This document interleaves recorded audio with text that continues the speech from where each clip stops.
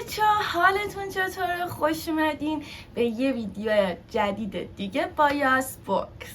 معرفی امروز من اون اوایلی که تازه چنل زده بودم گرفتم و گذاشتم، اما خب چون یعنی این جزء اولین ویدیو هامه و ناشی بودم و خیلی دوستشون ندارم، اون معرفی ها رو برداشتم و دارم دوباره ریکورد میکنم و فکر میکنم که شاید این دفعه خوشتون بیاد، چون حالا از معرفی دیگه که استقبال کردین، پس این تا اینجا حالا دارم خوب پیش میرم. حالا اگر تعریف از خود نباشه، پس بریم سراغ معرفی کتاب.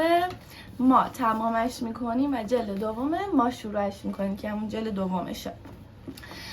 یه رمانیه که خیلی منتقد زیاد داره، خیلی از نویسندش کالین هوور متنفرن، خیلی دوستش دارن، خیلی قلمش رو دوست دارن، خیلی داستانش رو دوست دارن، ولی از خود نویسنده بعدشون میاد، خیلی از هر دو خوششون میاد. کلا رمان یعنی کتابیه که خیلی حاشیه داره، ولی تو ایران جزو پرفروشترین رمان‌های خارجیه. خب بریم سراغ معرفی.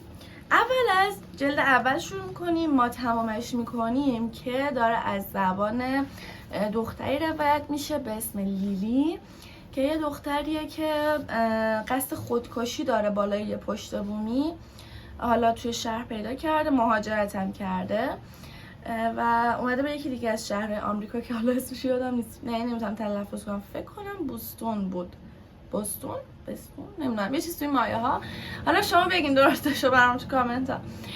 میاد به اونجا مهاجرت میکنه و پدرش هم تازه از دست داده و داستان از جای شروع میشه که داره قصد خودکشی داره لیلی و بالای پشت بوم میخواد خودشو بندازه پایین، ولی خب یهو تو حال و فاز خودشه که میبینه یه آقا پسری میاد تو و خیلی اعصابش خورد و این داستانا. یهو پسر اونو میبینه که کنار این لبه پشت بوم وایساده و میخواد خودشو بندازه پایین، میره خلاصه پسر سمتش که باهاش صحبت کنه که نه خودتو ننداز پایین و این داستانا. و اینجا سری کانورسیشن چی مکالمه اینا بینشون به وجود میاد و بیشتر با هم آشنا میشن و یه اتفاقاتی هم بینشون میفته و پسر داستانمون پزشک جراح مغزه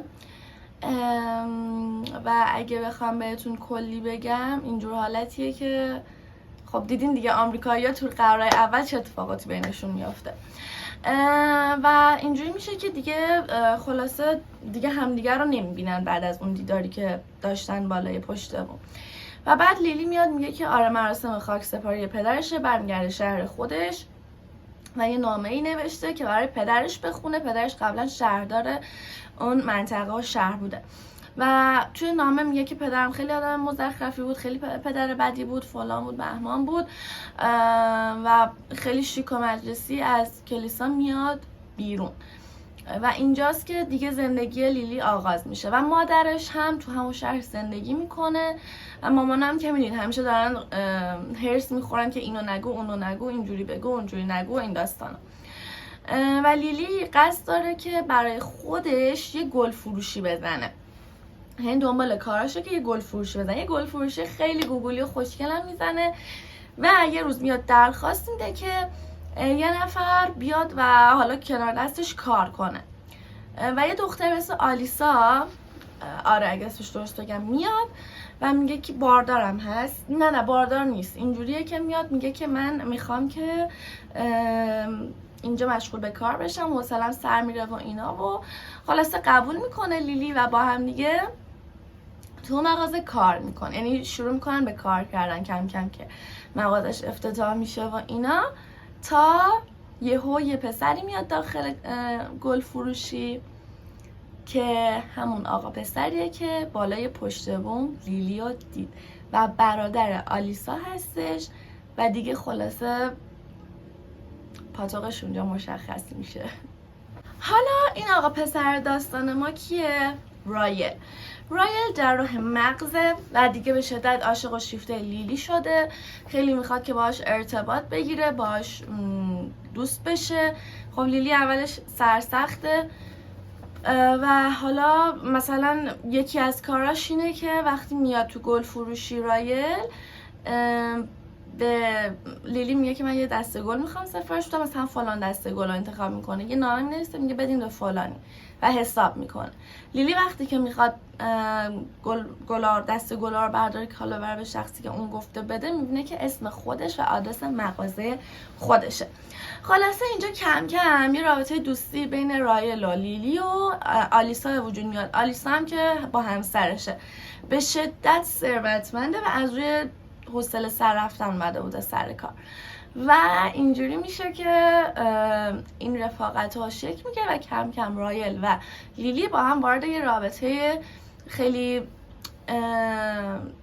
شیک و مجلسی و درستی میشن. این رابطه سمی نبود اولش و دیگه خیلی با هم رفیق میشن، با هم زندگی میکنن، روابط خاص خودشونو دارن، با هم میرن بیرون میرن این داستانا و تا جایی که دیگه حتی قصد ازدواج پیدا میکنن. که یعنی با هم ازدواج کنن.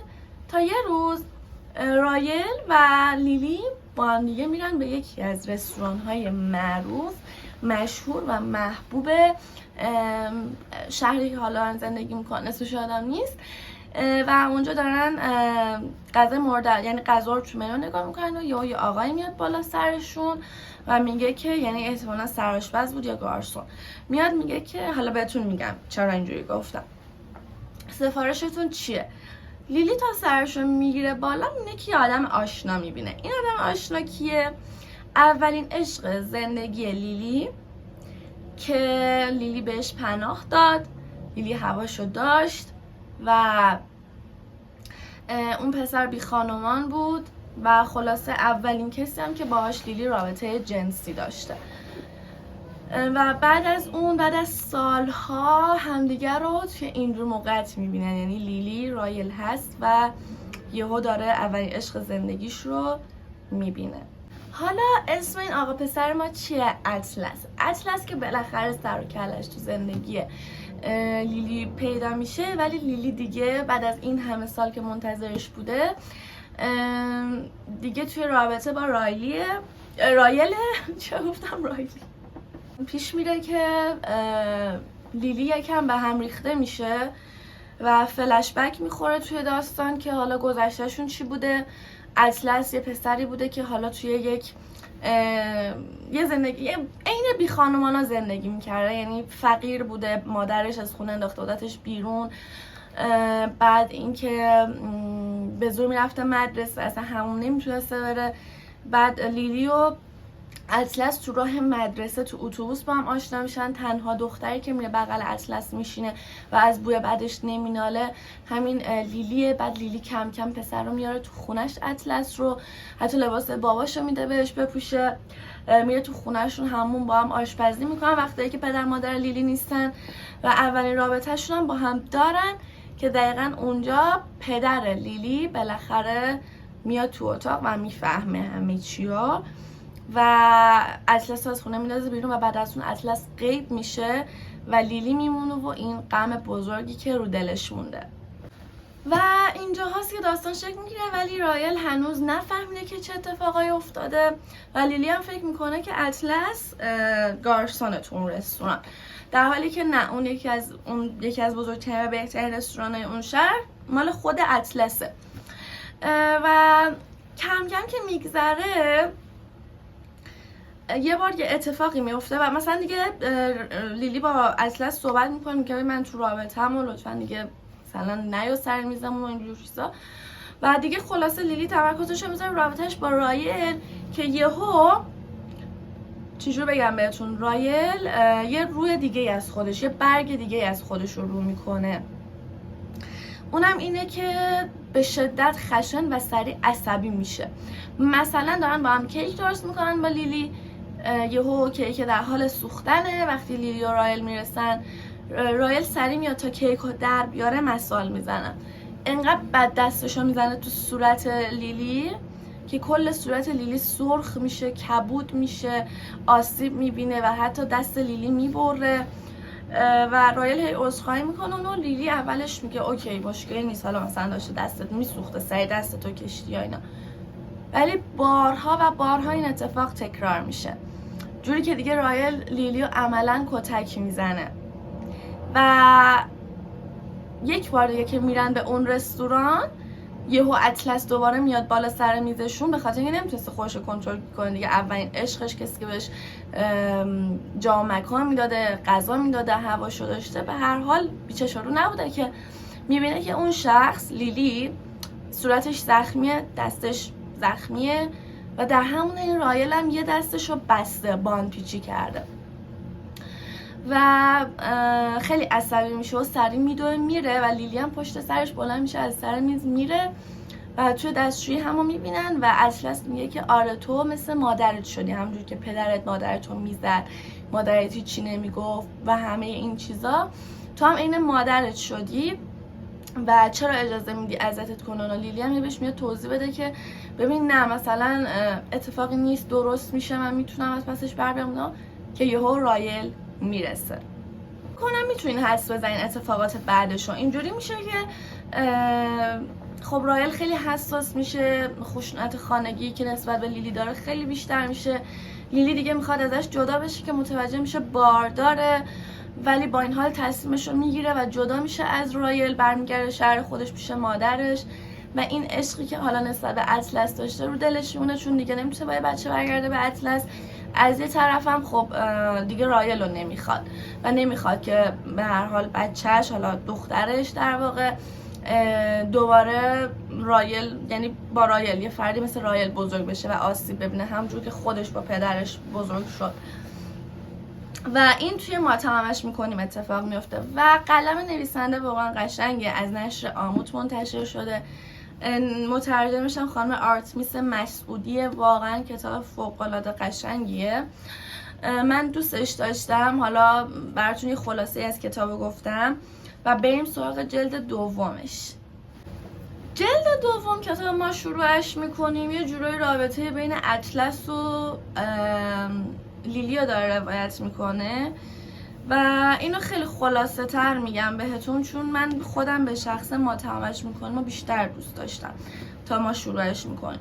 دیگه اینجا بچهشون در حال بزرگ شدن رایل و لیلی، بعضی وقتا رایل میاد میبینتش، بعضی وقتا لیلی اجازه نمیده و دعواهایی که بین اطلس و رایل هست و این داستانا. ولی خب میدونین من بیشتر ما تمامش میکنیم و دوست داشتم، بیشتر تونستم باش ارتباط بگیرم. خیلی ها اینجا میگن که نه رایل خیلی جذاب تره، یه سری میگن نه اطلس جذاب تره. ببین از نظر من رایل جذاب تر بود، ولی خب هیچ کس به عنوان پارتنر قطعا نمیاد تو ذهنشم که شده رایل رو انتخاب کنه و قطعا همین میرن سمت اون آدم سالم تره. ولی خب از نظر من اطلس آدم نرمالی بود، ولی خب اون جذابیت رو نداشت، ولی خب رایل اون جذابیت مردونه رو داشت. دخترها، افکار دخترها. حالا بیان بهم بگین که شما نظرتون درباره این کتابا چیه؟ خوندینشون یا نخوندینشون؟ و دوست دارین بازم توی این سبک بهتون کتاب معرفی کنم یا نه؟ فقط لطفاً لایک و سابسکرایب و کامنت یادتون نره. دوستتون دارم. تا ویدیو دیگر و معرفی دیگر، بدرود.